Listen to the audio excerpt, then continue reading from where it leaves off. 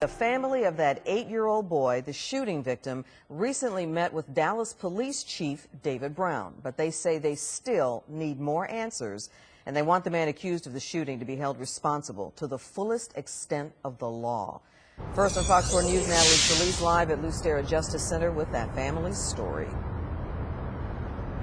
Yeah, well, Clarice, the suspect is here at the jail. He is awaiting a bond reduction hearing next week. Now, as for DJ, he is that little boy who was shot in the face. He is still in the hospital. His jaw is wired shut. His grandmother says he is very embarrassed about how he looks, and the family feels that what DJ has been through, it warrants a much stiffer penalty for this suspect.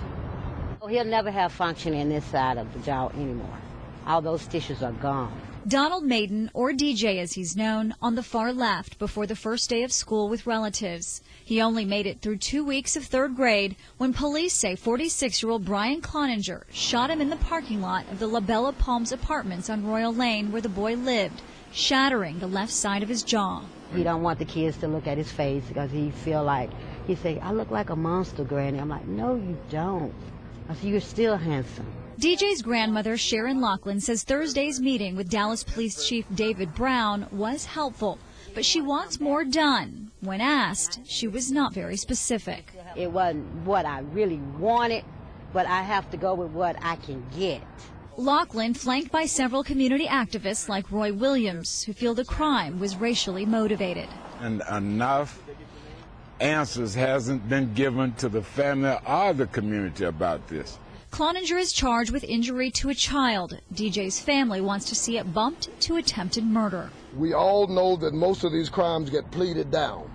We don't want a crime of injury to a child to get pleaded down to 3 years.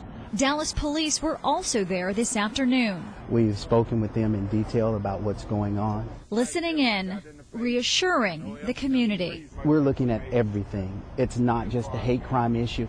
If it's determined it's a hate crime, then it will be investigated. As long as they're working the case and we get this man put away so he don't hurt anybody else's kid, that's the main thing I want. All right, well, Dallas police say that they did pursue the highest possible charge based on the evidence, and the DA's office also weigh in. They say that serious bodily injury to a child carries a sentence of 5 to 99 years, attempted murder only 2 to 20 years. Now, Dallas police are holding a community meeting this Friday at that apartment complex at 6:30 in the evening. Clarice? So, Natalie, what about the status of the case against Cloninger? Where does that stand? Right. Well, he does have that bond reduction hearing that's coming up next week, and his bond is currently set at $2.2 million. Now, his attorney tells me that she would like to see that reduced to $25,000.